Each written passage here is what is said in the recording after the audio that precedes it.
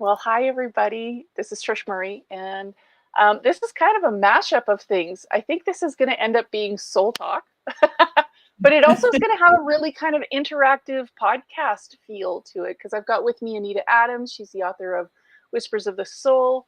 If you have been following me, you know I've been talking about Anita's book at certain points, especially where we seem to be having these um, sort of parallel intersecting moments over certain things. And I can't wait for this conversation. Anita and I just got together a couple of weeks ago and had a fantastic just time, and we'll talk about that, I'm sure.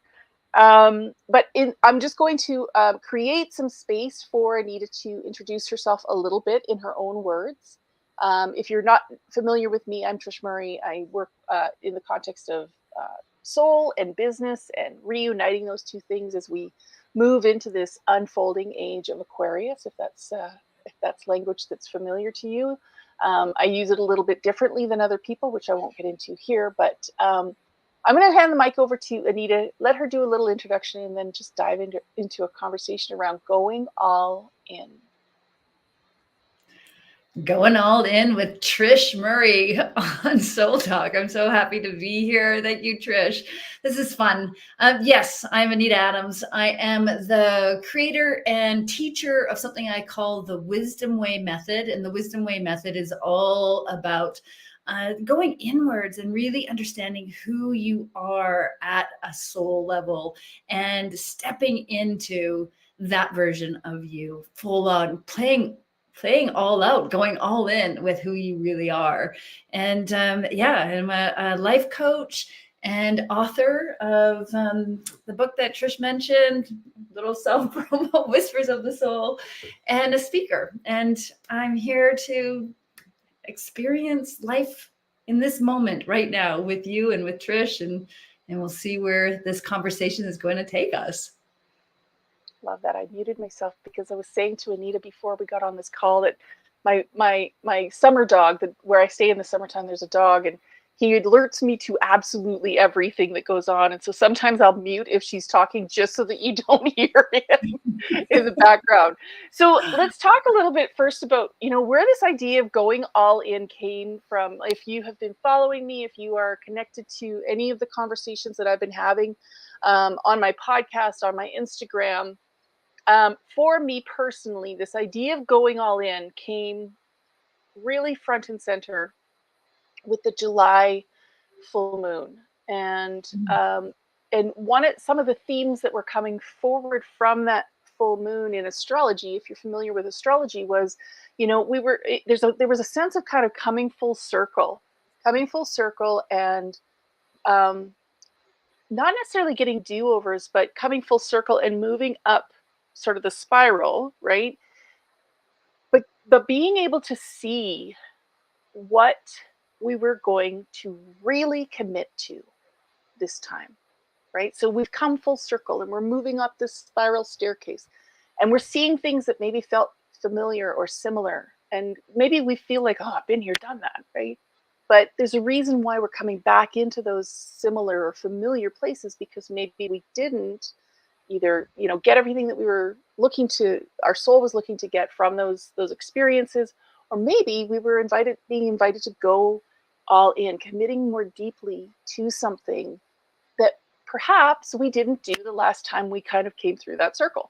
And so for me, I was kind of giggling to myself as I was getting ready for this conversation with Anita, that it was, for me, like, I've already done 3 other podcasts, two of it. This will be my 3rd one.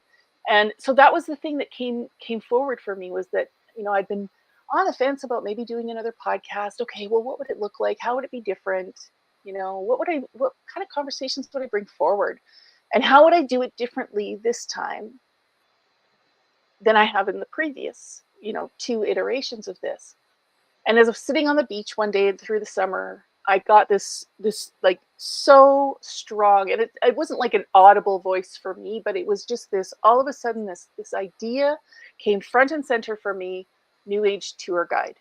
New Age tour guide. And I'm very familiar with this phrase because this phrase is my core driver in numerology. So I'm a core 11 in numerology, which is, I've kind of started to language it, the core 11s, as being a new age tour guide. There's something about the mashup of experiences and perspectives and whatever that I have that allow me to speak about things in a very forward thinking perspective, and from a very I don't want to say like teaching, because it's not that, but showing people the highlights of what I've found along the way, right? And so here I am on the beach and I'm thinking about this new age tour guide. Mm. And then I sat down and I wrote my email to my community, and Anita got that email. And then she emails me back and says, "Oh my God, I love this idea of going all in." So I'm going to pause. That's my part of how we kind of got into this idea of going all in, and what are we going all in on? But I want to hear it from Anita's perspective. Yeah. Like, what other things were going on for you at the time that when this email showed up, it was something that caused you to pause? Yeah, and more than pause, I went, "Oh my God, the universe, God is talking to me again. Time to pay attention." And as I say that, I get the goosebumps, or the what I call the truth bumps, just all over my body. So it's just so interesting, and the parallel and the journey with what you're doing with the podcast, and the sort of like, oh, should I step back? Oh, I've got to, recreate. What am I going to do? And I had decided back in early mid-July, I guess I had decided I was going to stop my podcast, The Joyful Journey, which I'd been doing for over 2 years, a weekly show. And as much as I loved it, I guess I was feeling burnt out, and I was ready to just sort of walk away. There's a lot of other stuff that was going on, and I thought I'd step back from it. And then I just started getting these messages from different places that I wasn't playing full out with my vision. And I had to ask myself, well, what's my vision? And it's like, okay, my vision, my goal is to teach people how to tap into inner wisdom. And that's the whole reason I started the Joyful Journey podcast, was to do that. And if that is my goal, why am I walking away or stepping back from doing the Joyful Journey podcast? And then your email landed on my desk and it said, "Are you all in?" And I'm like, wow, okay, maybe I'm not all in. And then the very next day, I was listening to a book by Jay Shetty, Think Like a Monk. And he used those very words, and he asked, "Are you all in?" And I pushed stop. I'm like, what? And then 2 days after that, I got an email from my former business coach, who has been a huge influence in my life and continues to be somebody that I just deeply respect. She's become like a spiritual mentor to me. And all she asked was this the right decision, Anita? And I'm like, oh, the decision to step away from the podcast. And I felt so strongly that I was being called to re-examine this decision that I made, and why was I making this decision. And I had to take a really big step backwards and go inward and really ask myself, why was I stepping back from doing the podcast? Because it is a tool that I can use to help me get my message out into the world. It is a means to an end that I want to create. So why am I not playing all in? And some really interesting things emerged for me. And one of the things emerged was a fear of success. And I've had this fear before. No, scratch that. I've had success before in a previous business, and that success just about destroyed my marriage. That's not entirely true either. It's how I dealt with the success is a better way of saying that. I allowed my business and the success I was having with that business to come in between me and my husband. I made that a bigger priority, the business and my children, and my husband Tom was kind of squeezed out in a way. And so because of that, I was putting on the brakes with what I was doing with my current business. I was not playing all in because of this fear that if I play all in, if I go all in, will it destroy my marriage? Mm. And I realize, of course, that's not true. I'm a different person today. I am a wiser person. I know the things to avoid, the things to not do, and the things to do that will nurture that my primary relationships. And I'm like, okay, all right, I'm going all in. I'm back in. I'm going to get back on the saddle and run hard with this because it is a great tool to use to get the word out about the work I'm doing and the work that you're doing. Like this is important stuff. But I had to take that time. I had to listen to the nudges from the universe Mm. to question what was going on. Why am I not going all in? And then when you understand the why behind it and understand the fear, it's usually fear, I believe, that stops people from going all in. And when you understand that fear, then you can take action to move around the fear or move through the fear. I don't think I don't think there's no such thing as fearlessness when it comes to pursuing our dreams and our goals and those big visions. So it's not about becoming fearless. It's about recognizing the fear and then navigating through it. Mhm. So here I am. Oh, it's again, like I said, Anita and I have so many parallels. As I think, if we're really honest with ourselves, when we're sitting in a conversation, we're having a conversation with someone, we start to realize that there's more that we have in common than what separates us, right? What divides us, or what we think divides us. And I am so interested in this conversation around the fear of success, because we hear, I think, a lot about the fear of failure, but I don't think that we hear nearly enough about how people are navigating through that fear of succeeding and of seeing that vision come to life in its fullness, right? Mhm. And so I can relate to this, the fear of success. I can relate to that. I think that's one of the reasons why I did two podcasts that had nothing to do with the new age and the new age tour guide, even though at the time that I was doing them, if you go back and listen to some of those episodes, you're like, you were talking about it right there. You were just using different, like it was coming from a different angle.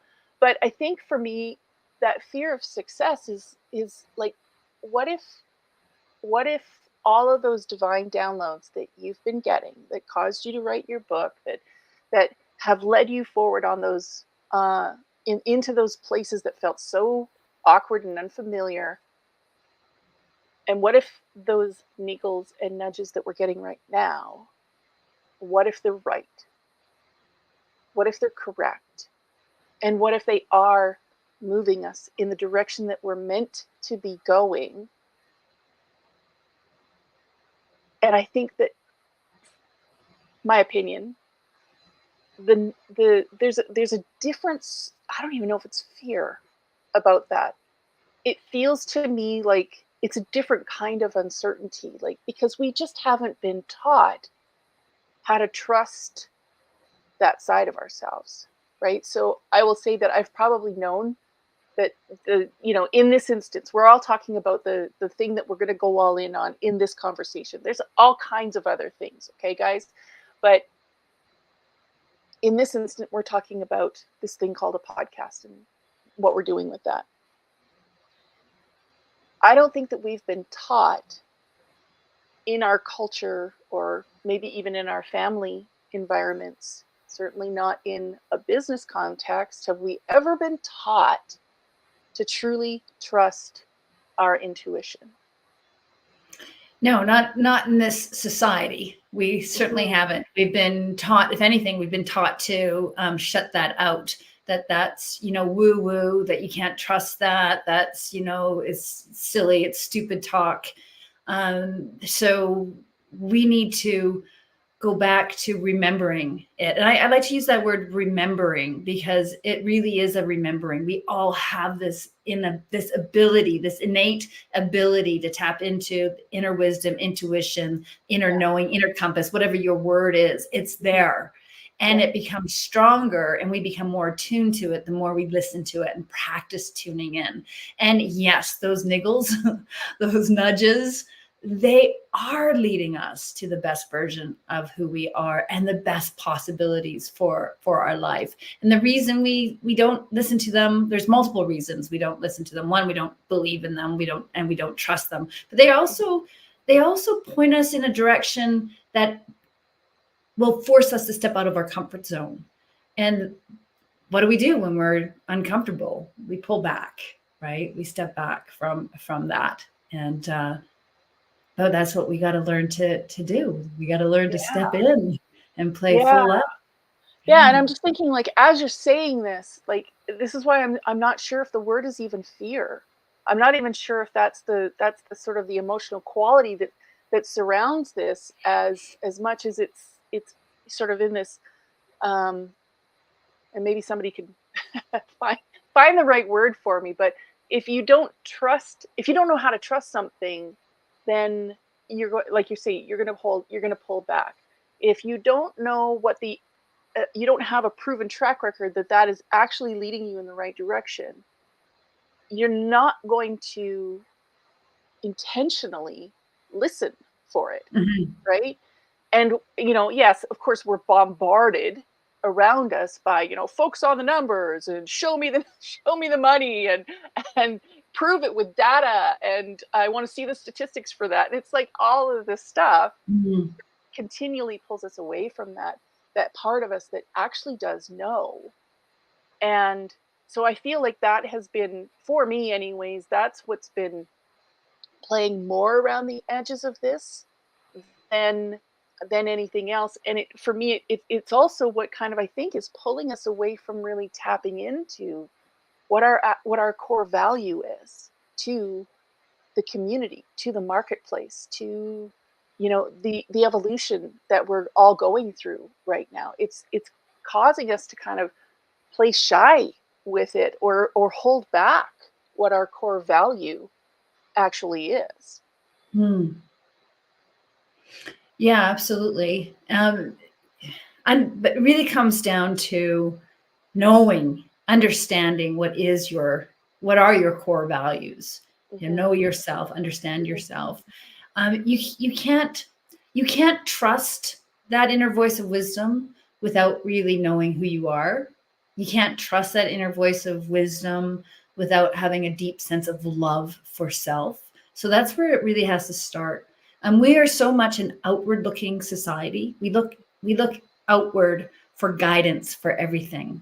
We look to the magazines, to the TV, to parents, to partners, to friends to tell us, who we should be instead of really going inward and identifying for ourselves who we are and then standing in that truth. So it actually starts there. And again, I got those truth bumps. I know I'm speaking something that is very Yeah. truthful. Hmm. We need to start there. When we understand that and we make the time to really understand who we are, what we want, and why it matters, Yeah. then we can be more easily guided by that inner source of wisdom, by those niggles, or again, whatever your word is for that inner guidance that comes to all of us. Yeah. Yeah. I can't agree with that enough. And I also, sit on the flip side of this to, knowing how long it took me to really start to allow that whole aspect of life, the mystery of intuition, and the mysterious way that spirit moves and speaks with us, spirit, God, the divine, whatever language you choose to use for yourself. um, that there's and all of the sort of mystery traditions, which I am a huge fan of, in bringing forward and making them a part of sort of the conversation that we're having. um, but it took me so long to really get to a place where this is a matter of fact for me now. When you say it took you so long, it took you so long to believe in the process, or to develop your inner listening skills? What took you so long? Both things. It took time. I think, and this is what I was saying, I can't remember who I was saying this to, but I said, I think one of the reasons why I was kind of dancing with this whole new age tour guide stuff and really leaning into like, this is just the whole thing for me. And I marvel at people who do this and it looks so natural to them, is it took me so long to feel that inner sense of grounding around it.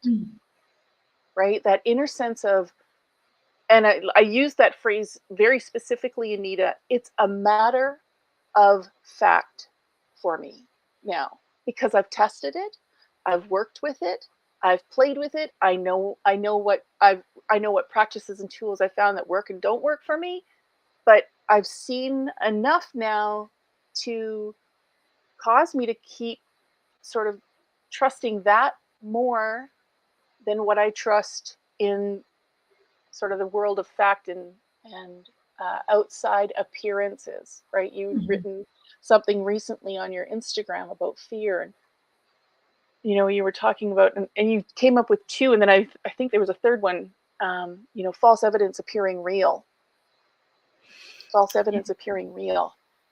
But no matter how you look at it, I just think it takes time, and I don't know that we, in our culture, in our society, again, what we have been taught and trained and learned is very different than where we are right now in having to sort of unlearn and relearn how to allow that mystery to exist and to be totally okay with it. Absolutely. Yeah. It is interesting. The allowing the mystery without evidence, right? The allowing the experience to happen it's so important that we lean into the allowing and the noticing. Lean into the noticing. This is something that I'm playing with right now. I want to write an article about the noticing. And what do I mean by that? What I mean is paying attention to what's going on around you, noticing the little signs.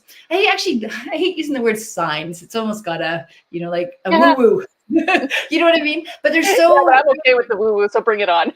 I know, and I am too. But yeah, anyways. But really paying attention. It was me paying attention and seeing that there was an email that landed on my inbox that said, asked me if I was all in. There was a podcast that I was listening to, an audiobook that I was listening to that asked me that if I'm all in. I had a coach that reached out to me and asked me in different words if I'm all in. And it's like, okay, I'm noticing these connections, these little mysteries that are popping up in my life. And what is mine to do now by noticing? So being in the noticing, paying attention to what is happening around you gives you clues. And I love that you use the word mystery, because mystery is fun, isn't it? I think so. Fun. And I think so. It's being curious. Like going through life with curiosity is such a beautiful way of being in the world. Having the curiosity to ask questions and to look into why something is happening and what is going on. And the thing that I've been noticing recently is this notion of faith. What is faith? And faith it's more than just believing. It's really leaning into God's grace, that you are on a path that is going to lead you somewhere beautiful. So let go of the worry, let go of the concern, and just follow the spiritual breadcrumbs that are laid out in front of you. Yeah. and you will arrive, maybe not where you wanted to arrive initially. This is important, but you are going to arrive somewhere that is perfect for you and beautiful for you. It's that well, and that in and of itself requires a different level, different kind of trust. It You know, I was just does. reading the other day that Albert Einstein apparently had said that one of the first things that a person has to really reconcile for themselves is, do we live in a universe that is um, oriented towards our benefit, towards our edification, towards, oh, blessing us, or are we living in a universe that is conspiring for our doom? Conspiring for our what? Doom, DOOM, right? Doom. Well, Okay. because it's either in a universe that is wanting Yeah. for everyone to experience blessing and expansion and growth and possibility, Right. or it's a universe that is actively conspiring to Yeah. create, like, to cause destruction, right? And Right. I'm not suggesting that, if you know me, you know I can speak into this in a lot of different ways, but um, there are cycles of growth and expansion, and then dissolution and destruction, and then new things come up out of that. But what's the nature of the universe for us? And I think that there's a probably a lot of people who really haven't settled that for themselves, and there's a maybe a and I know for myself personally, it's a conversation I'm always having with myself. Mm. When you look at the circumstances that are kind of unfolding in our world right now, it would cause you to believe that we are living in a universe that is like hell bent on destruction and chaos. Well, Mhm. but are we? Are we? Is that the nature of the universe? I don't know that. I don't know that to be true. All of a sudden, I feel like Tucker Carlson because he does Yeah. that. He does that all the time. Anyways, but If I think can I that's a jump really in here important for a question. second? Yeah, I Um, do think that's an important question for people. yeah, and it's so interesting because if you look at the micro, the world right now in this moment, it feels like chaos, right? There's Hmm. just so much destruction that is happening, and there's Yeah. a lot of hate in the world, and there's a lot of suffering. If you pull back and look at the macro, you can see how much we have actually evolved, how Hmm. much good there is, and the trajectory of the path that we're on is not one that's spiraling down to doom. Hmm. There's actually a big awakening that's also happening right now on such a grand scale. It gives me so much hope for the Yeah. future, Yeah. so much hope. But And it's that's so exciting hard for to, you, for other people to hear from you, that hope, because I was actually just talking with someone, Anita, and I'm going to come back to this word called respair. This word respair, finding fresh hope and recovering from despair. It's an mm, old word, but I think that's another thing that, coming back to why are we going back into our podcast? Is it an opportunity to breathe a word of hope out into the absolutely. world? Yeah, Is it an opportunity to maybe point people to things that we've found that have helped us recover from those periods of despair, right? absolutely. Yeah.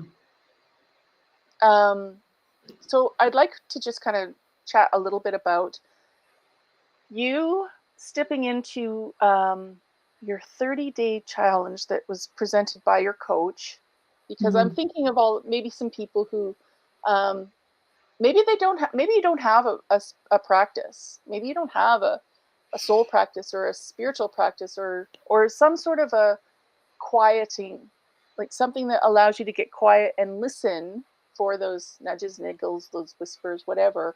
um, what was that first week like when she gave you this challenge and you went out for the first, maybe not forget the first week, first 3 days of Yeah. doing this? Yeah, let me just give a little context to this. So this was early in the pandemic, and my business at the time, I was the founder of a national arts organization that I had been running for almost 20 years. And it got hit really hard by the pandemic. And overnight, my funding got pulled. All of my sponsors pulled out, and I was going deeper and deeper into a line of credit. I had a staff across the country I was responsible for, and the anxiety about this whole thing was really mounting. And it wasn't just the loss of potential loss of a paycheck. Well, it was actually I did lose the paycheck initially, but it was more than that. It was more about a loss of my identity. My who am I if I don't have this business, and it just sent me into this spiral of anxiety. And I brought this to my business coach. I asked her, as I was at the time, I was very outward looking. I was asking everybody else what I should do. I wasn't going inward. I needed somebody else to fix it and tell me how to fix it. And so I went to my business coach and asked her what to do. And she asked me one simple question, which was, what do you typically do when you're stressed? And I'm like, well, I usually go for a walk in the woods. And she's like, perfect. Here's what you're going to do, Anita. Every day for the next 30 days, you're going to go for a walk in the woods. And initially I was like, what? No, I can't do that. I don't have time for that. And I really pushed back. And in my head, I was thinking, what kind of business coach sends her clients into the woods? I need business advice, not nature therapy. But she managed to get a commitment out of me. And so every day, and the only way I could find time to do this was to get up at the crack of dawn. And I would be out the door, nobody else was out. It was me, the birds, and the occasional coyote. And I was kind of angry, I was so frustrated with the whole situation. And, so to answer your question, Trish, I was, like demanding of the universe, what am I supposed to do? And I had this march, this mad march down to the forest. And I was like, oh, it was just like this negative energy and angry feeling that was all over me. But I'm a stickler for commitments. I believe when we make commitments, we honor ourselves by sticking to them. We dishonor ourselves by not sticking to them, and we create that sense of disrespect, and we lose confidence in ourselves when we don't stick to our commitments. So I stuck to my commitment to go every day for a walk in the forest, and over time, that anxiety and that anger and that frustration started to melt away, and I was even feeling grateful to my business coach for sending me out into the woods, and grateful for this incredible environment that was, surrounding me in this state of gratitude and expansion in my heart, and this feeling of just happiness. I wasn't exactly happy, but I was definitely happier than I was, when I first started this. Yeah. And I asked that question again, what should I do? And that's when I started to tune into the whispers of my soul, which actually led me to writing this book, because I got a response. and the response was, what do you want to do? And I pushed back on that too. I pushed back on that, and I'm like, what do you mean? What do I want to do? What am I supposed to do? I was basically arguing with myself, but it was like I was having a conversation with an older, wiser version of me. And the older, wiser version said, no, Anita, what do you want to do? And I'm like, I don't know. Yes, you do. And that has changed my life.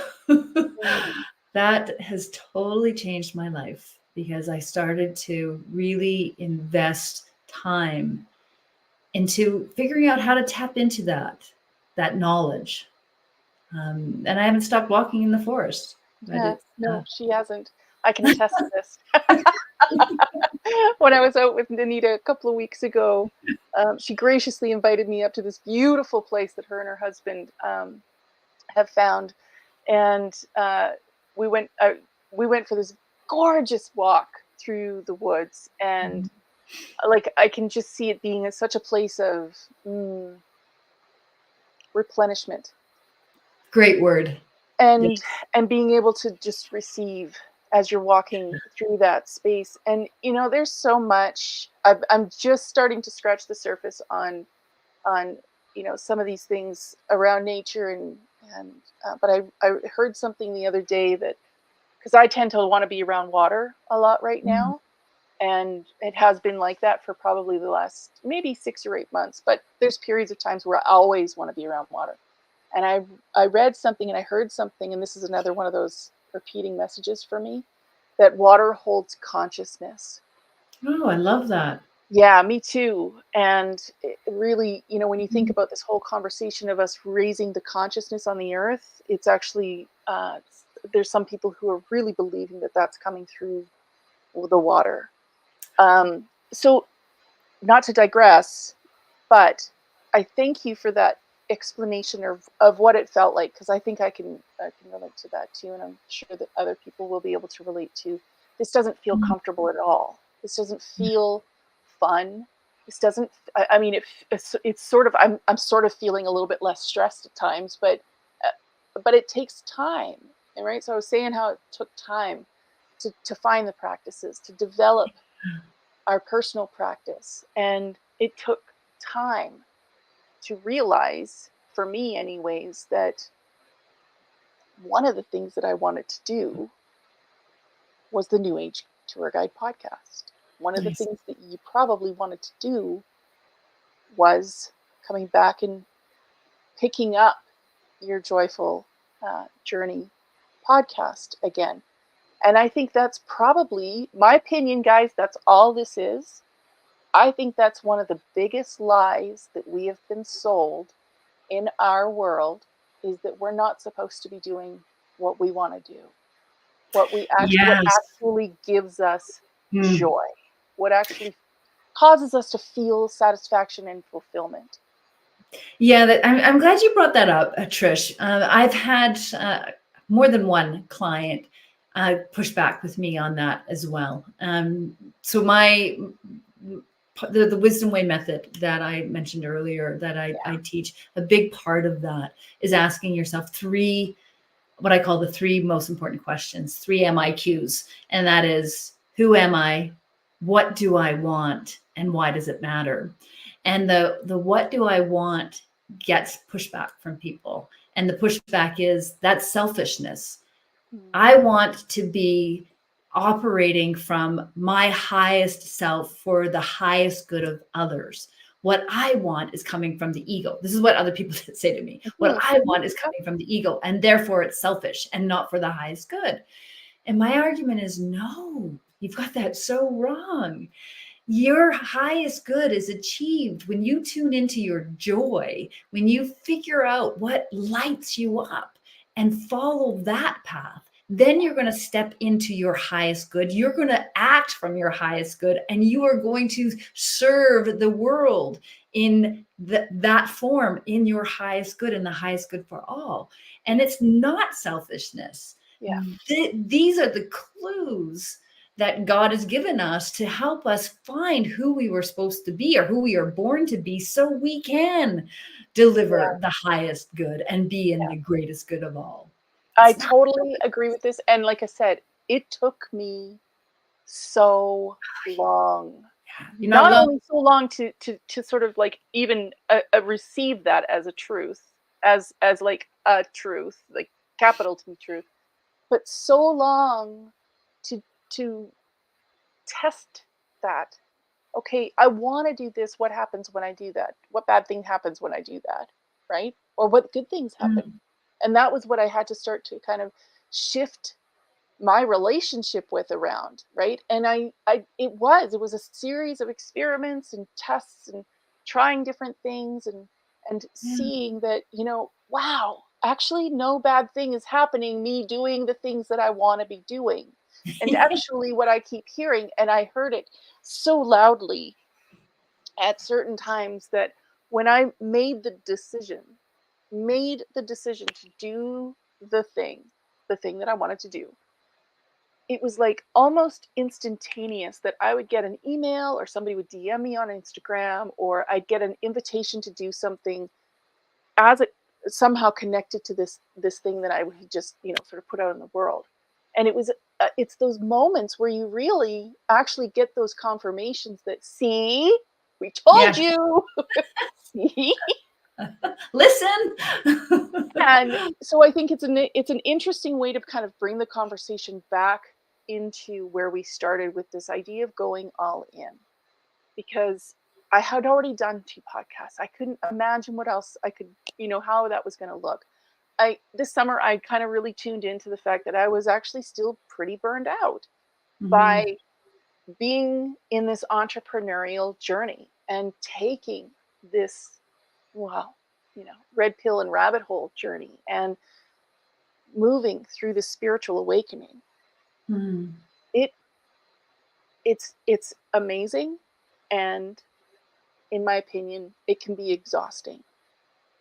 Yeah. It can be exhausting if you're well, if you're like me and you just like went all in on it. Because you do need to have those times of replenishment. You need to have those times Absolutely. of restoration. At any rate, so I want to bring us back to just talking about when we are talking about what do I want? Why does it matter? Who are we? And, what is the unique way that I am able to show up? You know, I'm able to show up as a new age tour guide, and Nita's going to show up as, um, you know, the various elements of her soul style. And that for me, I've started to reconcile, allows me to show up with greater ease, with greater mm, flow, not so Mhm. much feeling like I'm pushing a rock uphill. Do you Have you found, are you feeling at this moment in time, are you feeling like it's easier to go all in now? Yeah. Yes, I do feel it's easier to go all in, and that's because I invested the time to understand what was holding me back. Mm. And I think that's so important to understand that piece. And I have a daily spiritual practice that I've committed to. That there's that word again, commitment, and it has made all the difference that I have committed to a practice. That's something that helps me connect to God, to my higher self. And when I am consistent with that practice, doubt and like the self doubt and the uncertainty doesn't disappear entirely. I'd be lying if I said that. But it's a lot less than it ever was before. And I definitely have moments of pure faith, pure faith. Only moments. Mm. I am moving towards expanding those moments, and with that, there's just there's joy and contentment that comes with that, and knowing that all will be well, all will be well, all will be well, and really leaning into that belief.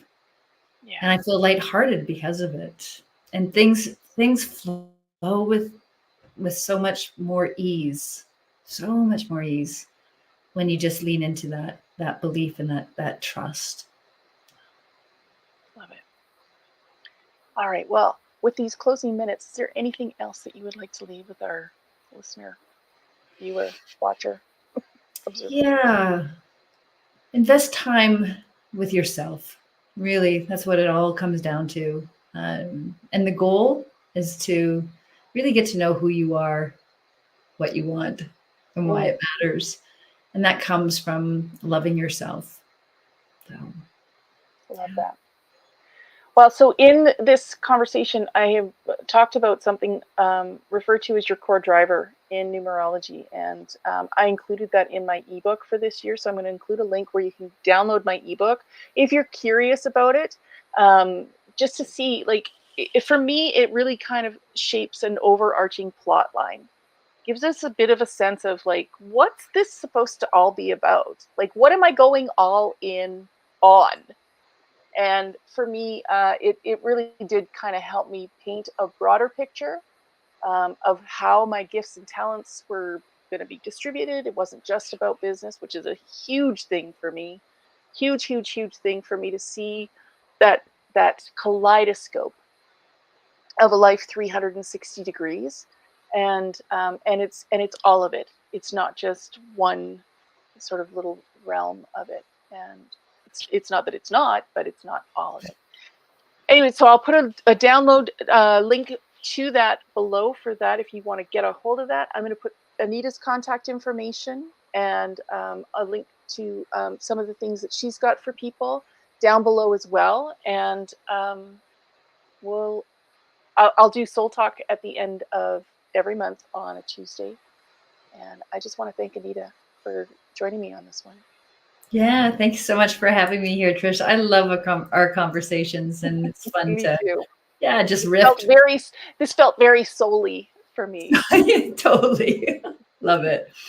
Thank you. All right, thank you.